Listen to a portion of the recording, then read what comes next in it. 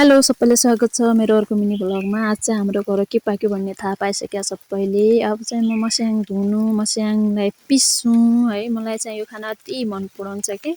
पल्यो भयो यसो टुक्काहरू मलाई मन पराउँछ त्यो बजारको मिक्स दाल भन्न। त अब तपाईहरुलाई कस्तो लाग्छ कमेन्ट गरे। मस्याङ पिसेलाई चाहिँ ठाउँ अनुसार अलग अलग नाम दिनान् के।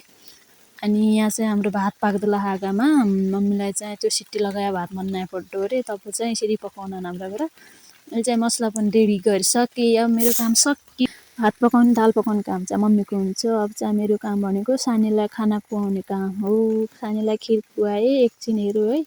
मेरो छोराको आँखा एक्टिङ कहाँ गराउँछ नाटक। अब चाहिँ मैले आज चाहिँ गोलभेडाको अचार बनाउने काम गरेँ। ए गोलभेडालाई पनि ठाउँ अनुसार अलग अलग भन्न तपाईँकोतिर के भन्न भने। अब हाम्रो डुक्का पाक्दला भान्सामा। अब डुक्का पाक्दा त्यतिन्जेलसम्म बारीतिर गएँ। हाम्रो बारीमा गएँ यसो काँक्रा टिपेर ल्याउँ भनेर। काँक्रा चाहिँ हाम्रो बहुत लाग्यो खान के। असारदेखि नै खान सुरु गरेँ असार फर्स्टैमा। हामी हाम्रो करेसा बारी हेर्नु खुर्सानी सुर्सानीमा चाहिँ काँक्रा टिपेँ। अब चाहिँ यो गोलभेडाको अचार चाहिँ मैले आज नपोलिकनै बनाउने निर्णय गरेँ। बनाएँ। अब काँक्रा पनि काटियो। अनि त्यो अचारलाई चाहिँ हामीले बाहिरपट्टि त्यो उसको सर्सिउको भुटान हालेर झार्यौँ कि। ल है सबैलाई धन्यवाद।